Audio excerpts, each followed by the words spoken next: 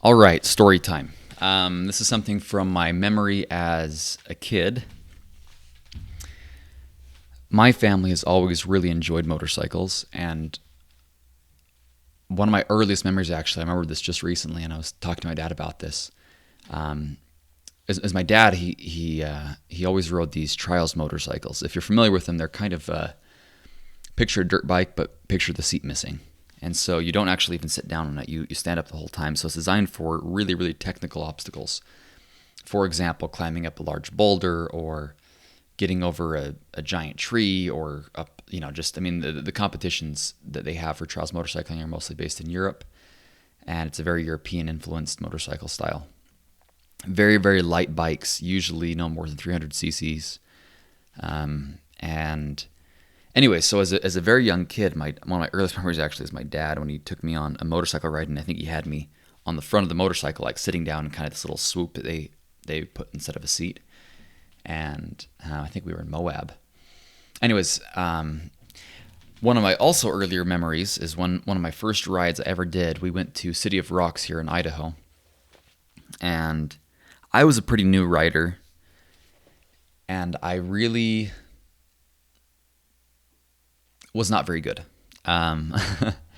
It's tricky because my older brother is someone who is uniquely talented with all things motorsport related.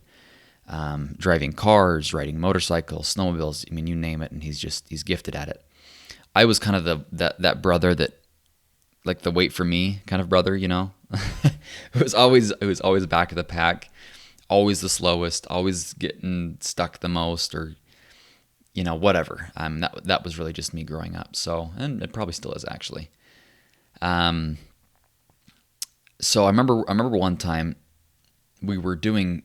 So City of Rocks is just giant rocks everywhere. It's big for rock climbers, but it's also really cool because there's really unique obstacles scattered all throughout the entire area. So what we do normally is, I think we had a group of probably 10 of us or so, and someone picks an obstacle and like a giant rock and like, hey, let's see who can climb up this, and we all kind of take turns and see who can make it up to the top.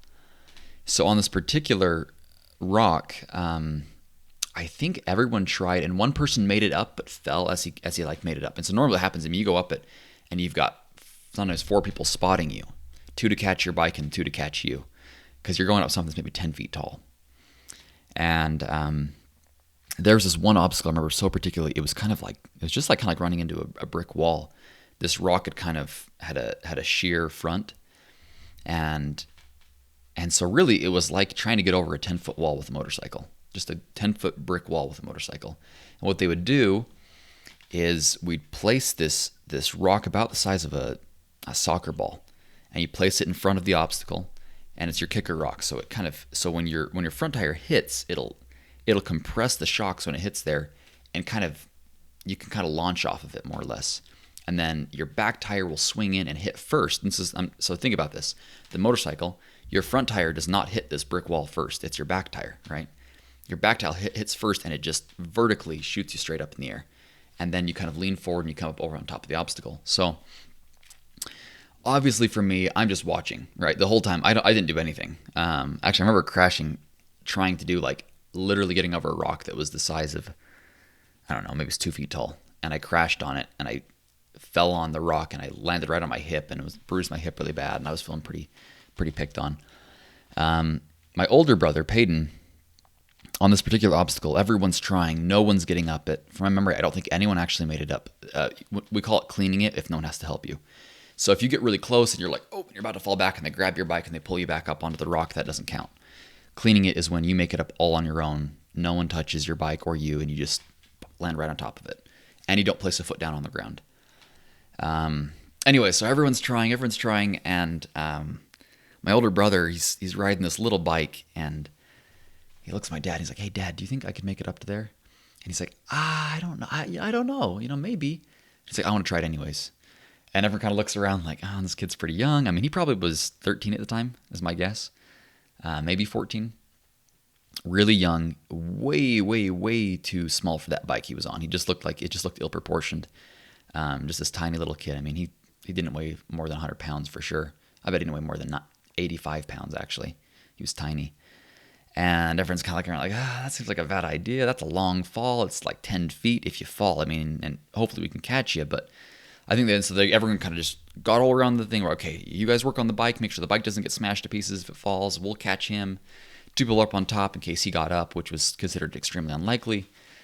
And I remember this so distinctly, and this is something, and this is where this whole analogy has kind of come around for me, is my dad is a big believer in visualization. Always has been. He's always taught us that way. And I remember this conversation so well. And it's funny is I'll doubt that my brother and my dad even remember this at all. But it always really stuck in my mind. My dad says, all right, turn off your bike. Talk to me for a second. He's like, here's what I want you to do. He said, don't think about the rock, or don't look at the rock. Don't look at the ground. Don't look at anything but exactly where you want to be. He's like, now I want you to see yourself in your mind's eye. Can you see yourself on top of that rock? He's like, all right, visualize it. See it crystal clear. I want you to see yourself perfectly hitting that ramp. Back tire hits first. You land right on top of it and clean it. Can you see it in your mind? And I think it's because he was so young, he wasn't clouded by a lot of his own bad experiences. And I could tell he really started to see this image. And he said, okay, when you go up that thing, I don't want you to look to the right or the left or down. I want you to look exactly where you want to go. I want you to keep your eye fixated on exactly where you want to land. Do not look to the side. Do not look down. Remember, he really drilled it home. Remember this so distinctly. He was like, don't look anywhere but exactly where you want to land. Oh, that's interesting. So my brother goes, and like fires up his bike. He starts kind of revving it up. He's pulling in the clutch and kind of revving it up, getting ready. And you can see he's got the adrenaline pumping. And I mean, this is the crazy thing he's ever done in his life. This is the biggest stunt or the biggest obstacle he's ever climbed in his life or ever even attempted in his life. And you can see he's just scared to death, but he's just, he's going to do it. And he's got his mind just fixated. I could see, I remember this so he was looking right at the top of that rock, just like fixated on exactly where he wanted to land. And he comes around, pulls around the rock. It's kind of a running start. Gets up to speed, and then you pull in your clutch and you really just rev up your engine. You let go of that clutch and it rockets you. And the whole time he hits the kicker rock first and starts going straight up, and then his eyes just boom right there to the top, and he looked right where he wanted to go. And it's funny because the bike's doing all kinds of stuff. It's literally going vertical when normally it's horizontal, right? It's going vertical. It's actually going inverted a little bit, hitting the back tire first, rocketing straight up 6 feet. Vertical, just a jump straight 6 feet, and then boom, right on top of this rock. And he just goes straight up and lands it, aces it. No one had to even help him. It was a complete just slam dunk, and everyone just went wild and was like, oh my goodness, I can't believe it. And everyone's going crazy because this is a kid who's a pretty new rider and inexperienced. And looking back now, it's actually not surprising that it happened. Looking back now, it's not surprising because he saw it so clearly. And in that has become this massive object lesson for me. If you have something that you want in life, don't calculate the ways it can go wrong. Just see what you want and keep your eyes fixated on that. I think what's the scariest thing is that we've trained ourselves to not want to be let down. We've trained ourselves to not want to kind of have a bail mentality. Okay, if things don't work, then I can jump out to the right. And so rather than my brother programming his mind of okay, if I don't make it, where am I going to jump and land? I don't think he even thought about it. I don't think he even considered, if this doesn't work, where will I go? If I'm going to jump off the bike, I'm going to try to land right here, avoid that rock so I can roll it out, or what. That never even crossed his mind was a bailout situation. He had one goal, one alternative, and that was to make it to the top. I think that is something that we don't use enough anymore. I think that we've been trained as adults to suppress that part of our brain that is able to dream. We've always told ourselves, you don't want to have unrealistic goals. And I agree, you want to have smart, attainable goals, but what about smart, attainable dreams? Who said that we had to put a damper on our dreams? Who said that we had to limit ourselves and look to the left and the right? Why can't we just fixate on exactly what we really want? Now, the steps that we take to get there, those are separate. But as far as what we really, really want, I think a lot of us have not given ourselves permission as well to really look up and say, that is exactly where I want to land. And the problem with that is that we'll never actually make it. There's always a bailout scenario. Now, I'm talking about like all the way down the road, maybe 5, 10 years from now. But you keep your eye fixed on that goal. And the funny thing is that the rest of life kind of seems to take care of itself. My brother wasn't focusing on the bike's exact movements, on how the tire was hitting, grabbing traction on that surface, and then the propulsion that launched him up. He didn't think about any of those things. It was just, this is where I want to be. And he shot for it. Now, do you crash and burn? All the time. But the point is, you keep your eye fixated on exactly what you want. And all those successes and all those failures work together to get you where you want to be. I'll tell you another story. Going back to motorsports, this one's maybe a story of what you should not do. As a young kid, we have a family cabin up in Yellowstone that's just beautiful. It's next to Hebgen Lake and 20 minutes outside of the Yellowstone National Park. A really, really unique place. And this cabin is just this old 1970s cabin, very large, designed to hold 10 kids. So, I mean, my grandpa built it to really last and to be able to hold a large crowd. We got snowmobiles as a way to transport all of our gear and all of our stuff, because once it snows there, I mean, in the winter, you can't drive in. It's about, I think, 1.5 miles or 2 miles in from where the main road is to the cabin. So we've always had snowmobiles. And then I think that, I don't know at what point the family started getting into it as a sport, but probably pretty early on. And my grandpa had this old Indy 300, I think it's an Indy 350 actually, old Polaris snowmobile. I mean, really a tank of a snowmobile, especially compared to what we have today. But of course, back in the day, it was pretty nice, and I'll bet it was, I don't know, bet that snowmobile was about as old as I was. So I first started riding it when I was probably 10 or 11, and I could tell you so many stories of all the different times that I destroyed those snowmobiles. But I was the one that wrecked the most, I think, on the snowmobiles. And again, I wasn't gifted that way. There was one time we were riding, and I was really new on this, and this is a big old snowmobile, and I'm this kid that weighs probably 65 pounds.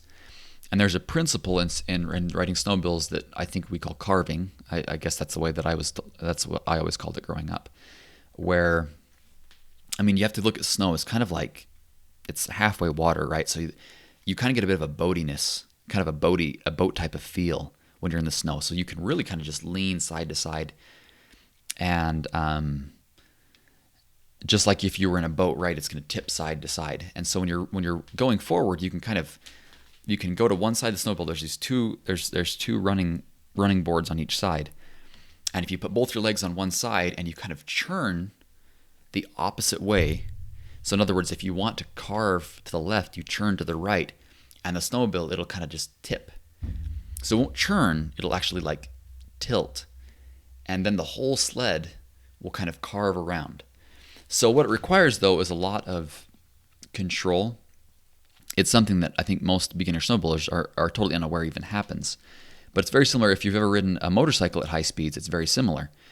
You don't, I might just save someone's life by saying this, but if you're riding a bullet bike very, very quickly, you turn left to go right, which seems so counterintuitive. And I'm talking like a hard left to turn right. But you'll actually find that as you turn slightly left and lean to the right, the bike will go right. Very similar concept with snowmobiles. So I have to explain this for the rest of the story to make sense. So essentially this concept is that you have to churn the opposite direction, lean really hard, especially if you're a little guy like me on a big old snowmobile. You have to really lean. And you can kind of carve, and it's kind of a slow, like an airplane, or a giant boat. It kind of just slowly comes around. It's not immediate. It's not super responsive. So it's not like it immediately goes and cranks over unless you're probably bigger and stronger than I was. For me, it was kind of like lean, and all of a sudden go boom. And so it almost start turning left at first, because again, that's where my skis are pointed. And then once the momentum shifted over and the snowmobile was on its side, it would come all the way around and it can do a really sharp turn. So one time we are riding, and my dad's kind of a little bit nervous because we're all new riders, and he's trying to teach us how to ride snowmobiles, and oh, I put him through so much. We're riding this big open field. It's just this beautiful day, gorgeous white field. It's brand new snow's on there. It's all kind of powdery. And if you've ever ridden a snowmobile, this is just kind of a magical feeling. You're just carving through the snow, and you're just leaning, and it's just like, I don't know. It's kind of a dream. It's kind of just a dreamy feeling. I don't know how to describe it. It's really fun. And we start going up this hill, and on this hill there is one big old pine tree. And I remember thinking, I don't want to hit that pine tree. And so, I kind of was, it was weird because I wasn't even like pointing right at it, but I remember thinking, I don't want to hit that pine tree. I want to carve around it and go up the way that my dad and brothers just went. I was the back of the pack. So, I start trying to kind of get around. I'm trying to turn my ski, and I'm just fighting it. And I'm fixated on that tree. Don't hit the tree. Don't hit the tree. Don't hit the tree. Don't hit the tree. Don't hit the tree. And I'm literally saying that in my mind over and over again, right? And I'm totally fixated on it, and I'm just like looking straight at the tree, and I'm trying to turn. And I'm like, okay, maybe more gas. I start speeding up, just thinking maybe if I get a little more speed to it, it'll engage that carving motion, and I'll bank to the right really hard. And don't hit the tree, don't hit the tree, and all of a sudden I'm getting closer and closer, and I'm headed like right for the tree, and I'm like, don't hit the tree, and I'm staring right at it. Notice this, I'm staring right at that tree, thinking, don't hit the tree. And all of a sudden, bam, I slammed. I'm not talking like kind of like glanced into the tree. I'm talking dead center, right in the middle of the snowmobile, and I wrap the front end of the snowmobile right around the tree. I go flying into it. If I wasn't wearing a helmet, I don't even know what my face would look like. But I slam into it. I still scratched up my head. I don't even know how. Just the impact, I think. And flop back down on the snow, thinking, how on earth that happened? I was trying sort of not to hit the tree. And I'm kind of dazed. My dad comes back around, and this is not the first time it's ever happened, but he just has this look on his face like, how is that possible, you know? Another time I sent a snowball off more or less like into a ravine, and he had the same look. But it was, he comes and pulls up, and he sees, you can imagine this as a father, right? You see an enormous open white field, one solitary pine tree, and then your son literally wrapped around that pine tree, the front end of the machine wrapped around the pine tree. And he just looks around. I can see him just looking around like there was no other trees anywhere. It was the only tree, and I managed to hit it. Like not even just kind of hit it. I slammed right into the center of it. So I think in his mind, thinking, did he just like run into it for fun? I mean, what's going on here? And this has been another great object lesson for me. Is one, don't ever let your kids ride snowmobiles. No, but no, it was the funniest thing. I remember so distinctly the look on his face, but. The object lesson for me was obvious, right? If you don't want to hit the tree, then don't fixate on it. Don't sit there and stress about it. Don't sit there and fixate all your attention onto what you don't want. We do this all the time, though. We say, don't get sick. We say, I'm so worried about money. We stress about what we can and can't afford. We really fixate on really a scenario we don't actually want. Rather, you, like my brother, focus your attention on what you really want. You put all of your energy into pinpointing, this is what I want. This is how I want my life to go. Don't think of all the ways your life can go wrong. Don't think of all the ways that things won't work out. If you ever decide to be deliberate about your life, which has been my mission, and what I've hoped to share with everyone, is that you can embrace the pen, right? You can write the story of your life, and you can write it in a way that's compelling and interesting and fun and meaningful. But if you go down this path, I'm warning you, it's going to get rough. And these two object lessons for me are very, very important. Number one, keep your eye on what you want. Don't let other things distract you. Don't look to the right or to the left. Don't look for a bailout solution. Don't look for a way to settle. If you know what you want and you feel like you found your calling in life, or if you wrote your story and you said, this is the way I want my life to go, this is the story that I want to write, only fixate on exactly where you want to land. Only fixate on exactly the point that you want to be at. Do not focus on the one pine tree in the field. Because honestly, that's reality. Life is beautiful and full of adventure and full of great possibilities. But if you spend every day thinking about everything that can go wrong, or that one crazy scenario that just might happen to you, it's probably going to happen to you. People don't understand this, but it's really kind of a reality. If you fixate on, I want to go travel, but you might get your stuff stolen, and that's all you think about, and you stress about it, and you just are paranoid about getting stuff stolen from you, chances are that's what's going to happen. I'm a big believer that we attract exactly what we focus on. And if you really focus on this is where I want my life to go, this is where I want to land, then that's what's going to happen. It will happen. It might take some time. It might take some patience. It might take some twists and turns you didn't expect to happen along the way. But you can really have pretty much exactly what you want as long as your mind is in the right place. As long as your eyes are single. I mean, in the scriptures, it talks about have your eyes single to the glory of God. I look at that exactly the same. When it says have your eyes single, that means there is one thing you're focusing on. You are fixated on it with an almost inhuman intensity.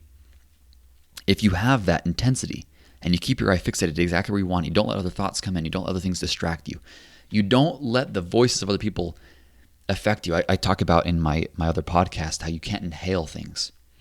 And that's a quote from a religious leader that I found really meaningful is people will say stuff. People are going to say, that's ridiculous. People are going to say you're an idiot. People are going to say this or that. Listen to the advice on a logical level, but do not listen to it on an emotional level. Good or bad, if they say, oh, you're the best thing ever, you're amazing, you're practically perfect. Don't listen to it on an emotional level. Say, okay, I'm on the right track as far as maybe some of these goals that are related towards people. But don't breathe it in. Don't let it register on an emotional level. Keep your eye single to exactly what you want. And I can promise you, you're going to see magic happen in your life. I think a lot of us are too afraid to dream, really, and that's something that I think I'm going to have to do a whole different podcast on this, but don't be afraid of doing things that are unorthodox.